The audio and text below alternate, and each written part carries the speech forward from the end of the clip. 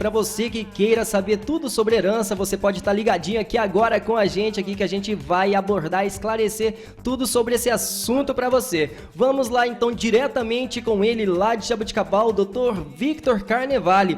Dr. Victor, boa tarde, seja novamente bem-vindo ao nosso programa Tarde de Sucessos aqui na Caminho Seguro, desde já agradecendo a sua participação novamente. Boa tarde, Michael. Boa tarde, ouvintes. É sempre um prazer, todas as quintas-feiras, estar com vocês para poder trazer um pouquinho informações importantes sobre o nosso direito. Fico à disposição.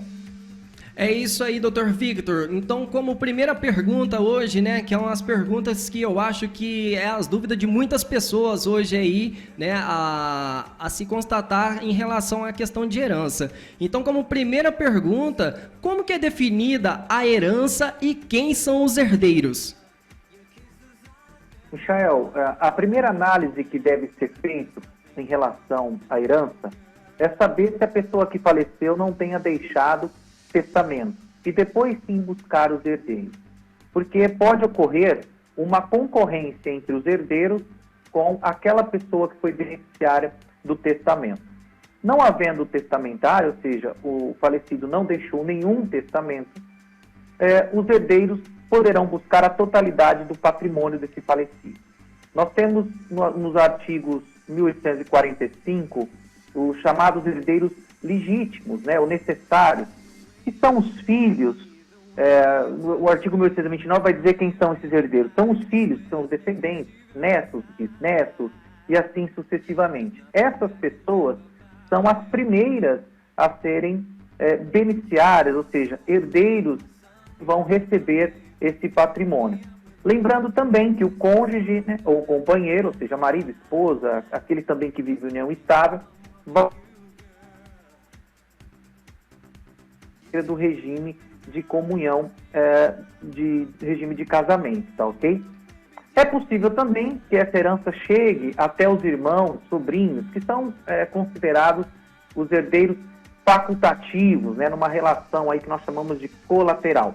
Mas esses serão os últimos ali dessa lista que podem ser beneficiados em relação à herança. Então, existe no Código Civil brasileiro uma ordem, e essa ordem deve ser seguida e analisada para saber quem está à frente dos demais para receber esse patrimônio deixado pelo falecido, Michael.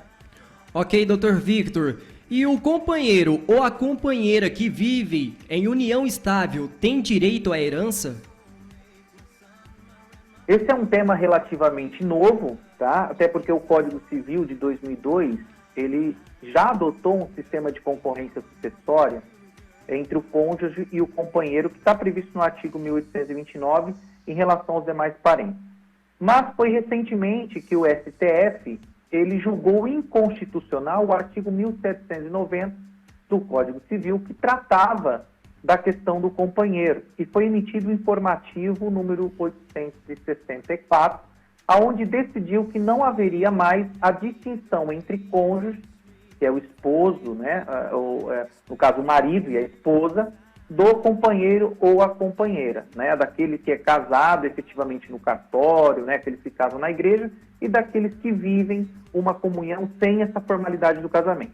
Então, tanto o companheiro como o cônjuge, sendo esposo, marido ou a companheira, estão hoje no mesmo patamar, ou seja, têm os mesmos direitos conforme prevê o Código Civil. Então, sim, o companheiro ou a companheira que vive não estável tem direito à herança, com certeza, a depender do regime de casamento de não estável. E Dr. Victor, a ex-esposa ou ex-companheira tem direito à herança do ex-marido falecido? Nesse caso, Michael, a análise deve ser feita de uma forma bastante técnica, tá? A primeira coisa que se deve buscar é se existe um divórcio entre esse casal. Se tiver um divórcio formalizado, este ex-cônjuge ou ex-companheiro, no caso, se houver uma dissolução da união estável, não terá direito à união estável, não terá direito, perdão, à herança, porque já houve a separação dos bens ali no divórcio. Contudo, existe o que nós chamamos de separação de fato, que é quando o casal ele não convive mais juntos, mas ainda existe uma formalização da sua união, ou seja, eles permanecem casados no papel, mas não vivem juntos. O artigo 1830 do Código Civil, ele diz que se essa separação de fato, se o casal não vive mais junto há mais de 2 anos da data do falecimento da pessoa que ia deixar a herança, essa companheira ou este cônjuge não terá direito à herança. Agora, se o falecimento ocorreu inferior a 2 anos dessa separação de fato, aí sim, tanto o cônjuge como o companheiro ou companheira irá disputar a herança com os demais herdeiros, se houver. Dr. Victor, e eu posso renunciar à herança? Pois é, Michael, essa não é uma situação comum, né? É muito difícil alguém renunciar à herança, mas a legislação permite sim que o herdeiro possa renunciar. Só que nesse caso é preciso fazer um ato solene, através de uma escritura pública ou através mesmo do próprio processo de inventário. Cabe lembrar que se caso o herdeiro renunciar à herança, é como se ele não existisse mais naquela linha sucessória. Embora ele não vai assumir as responsabilidades, por exemplo, do pagamento do imposto de transferência de causas mortes e doação, que é o ITCMD, ele também não vai dar direito aos seus filhos de receber a herança, porque é como se ele deixasse de existir. Agora tem algo muito importante que os ouvintes devem saber. Se essa pessoa for um único herdeiro, né, do patrimônio de um falecido, e essa pessoa tiver filhos, e esse herdeiro renunciar, não havendo outro herdeiro, nesse caso os filhos poderão sim requerer. Ocorre o seguinte, se houver a renúncia de um herdeiro havendo outros, a cota parte desse herdeiro que renunciou será distribuída aos outros herdeiros. Agora, se esse herdeiro e todos os demais renunciarem, aí sim, nesse caso, os filhos desses herdeiros poderão buscar a sua cota parte do patrimônio deixado pelo falecido. Dr. Victor, e como que fica o direito de herança dos filhos não registrados? Essa é uma situação que, embora pareça não comum, mas é mais comum do que a gente imagina, tá? Os filhos não registrados, eles estão enquadrados no artigo 1829, são herdeiros necessários. Porém, precisa-se comprovar o vínculo sanguíneo desse filho com o falecido. A orientação é que esse filho, né, ele busque, através do judiciário, um processo de reconhecimento de paternidade, e ali ele faz um exame. Se não quiser fazer o exame, deve apresentar provas suficientes para comprovar esse vínculo, e aí sim ele entra nessa linha sucessória, reconhecido pelo direito, e também será beneficiário desse patrimônio como herdeiro. E Dr. Victor, é possível herdar dívidas do falecido? Michael, as dívidas que são de um falecido, elas não vão integrar o patrimônio particular dos herdeiros. Contudo, as dívidas que foram deixadas pelo falecido serão pagas através do seu próprio patrimônio. Por exemplo, se o falecido deixou um imóvel e esse imóvel ele não pagava o IPTU, por exemplo, desse imóvel. Para que possa haver a transferência, para que possa haver a distribuição desse imóvel através de um processo de inventário, essa herança, é preciso primeiro pagar todas essas dívidas. Então, assim, o herdeiro ele não vai assumir as dívidas do falecido, mas ele pode ter parte do seu patrimônio que vinha de herança comprometido para pagamento dessas dívidas. Bom, e é isso aí. Sobre a questão, a escolha do regime de bens do casamento influencia na hora de definição das partes da herança? Com certeza, Michael. É muito importante também se analisar no início de um processo de inventário qual é o regime que foi celebrado, qual o contrato de casamento foi celebrado entre os cônjuges quando um dos cônjuges venha a falecer.